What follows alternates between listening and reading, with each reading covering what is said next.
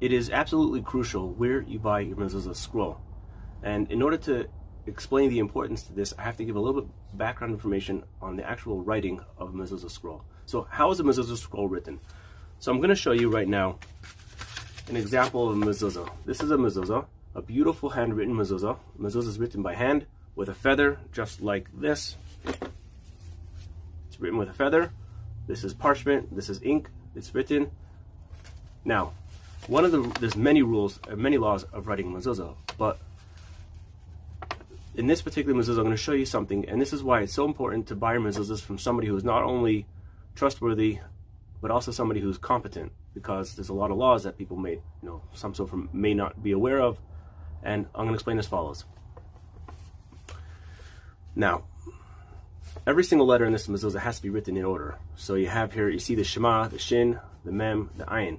If somebody wrote these three letters and then realized that in the Shin they made a mistake,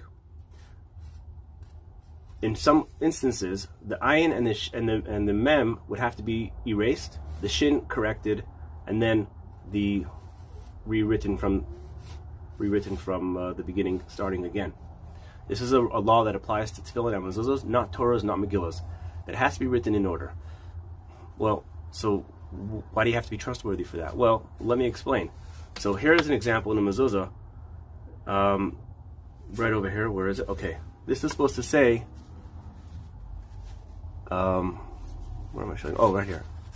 Elohim Acherim. Look at that dalet over there. Or where I should say, rather, look at that hay. That's supposed to be a hay. Look what happened. The Sofer did not write the leg of the hay, and now it reads as a dalet. So, like we know, obviously, these words have to be written upon the doorposts of your house and upon your gates. And this Mezuzah does not say those words because one of the letters is written incorrectly. It's not a hey, it's a dalet. So, you may think that, oh, a simple fix, let me just add the leg of the hay here, and no one would be the wiser. Well, the problem is that doing that would be writing the Mezuzah out of sequence. The correct way to fix that would have to be, well, erase all the lines from the end, go back here, and then fix the dalet, make it into hay, and then continue writing the rest of the Mezuzah. The problem is that you can't erase God's name, and the furthest you could erase the Mezuzah would be the last line up until right here, God's name, and you can't erase any further. So here you have a Mezuzah that it took the Sofer. I actually know the Sofer who wrote this Mezuzah. It takes him about 3.5 hours to write such a Mezuzah, and he made a mistake. And this is a mistake which cannot be corrected. Now, so if you're dealing with somebody who doesn't know any better, doesn't know the laws, or is not careful, or worse, somebody who's not honest, what they can do is, and remember, a lot of money and a lot of time here is at stake. What they can do, unfortunately, is just take a little bit of ink and add a little bit onto the letter of the dalet, make it into hay, and it's something which is undetectable to the eye. It can never be ever be discovered. You think you have to trust your doctor, you think you have to trust your lawyer. These are people who, if they do something wrong, they have there's repercussions. They could lose their license. They could, this is something which, obviously we want to have kosher Mezuzahs, but this is something that somebody could easily do and get away with it. So, I always tell people, you're so, if somebody's concerned about the price of the Mezuzah, more than the price of the Mezuzah, they should be concerned about where they're buying the Mezuzahs from.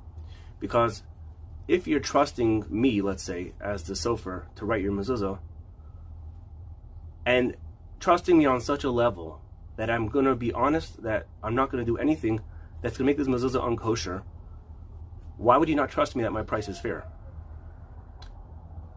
It's like, you understand what I'm saying? If you're trusting somebody on such a level that you're buying a kosher scroll from them, then you should trust them that their price is fair. So that's why I always tell people, let's talk about the Mezuzah and then we'll talk about the price after, because it's almost like it seems silly to be worried about the cost of the Mezuzah and not being so concerned about who actually wrote the Mezuzah. Now, obviously I understand that buying a whole house of Mezuzahs can add up, but there are very affordable Mezuzahs being written by honest and God-fearing Jews. So it's not a contradiction. Good Mezuzahs is not a contradiction to being affordable. But buying Mezuzahs Yes, they will cost a little bit more. If you go on to, let's say, Amazon and eBay, or even some Judaica stores, and you want to buy a mezuzah from there, and I say some Judaica stores because some Judaica stores have a Sofer in-house, and some are just as good as eBay and Amazon because they buy the mezuzahs from like a mass distributor. So a lot of Judaica stores are no better than Amazon and eBay, but those mezuzahs that you see for $30, $40, even sometimes $50 are really bottom of the barrel. And what I mean is, you don't know who wrote them. You don't know where they're coming from. You don't know if the Sofer did something by mistake. You don't know if the Sofer, whoever wrote them, made corrections. They just weren't an honest person. They made corrections to things which they weren't supposed to do. So, and if you want to know more about eBay and Amazon, actually I have a video, I'll put a link in the description, about buying from there. Obviously their prices will change with time as the years go on. The costs for mezuzahs now that are on Amazon or eBay for like $30 or $40 to $50, that will eventually be more. So don't judge anything, any quality of mezuzahs, don't judge them from prices that I'm saying, but judge them solely from the source where you're buying them from. That's why I said earlier, more important than the price is where you're buying them from. If you're buying your mezuzahs from somebody such as myself or any other trusted Sofer, then just know, I mean, you don't have to worry about what the mezuzahs are going to cost because you know you're getting a good mezuzah. Versus buying a mezuzah based solely off price, those things changes over the years, and it's impossible to know that you're getting a good mezuzah given a certain price point.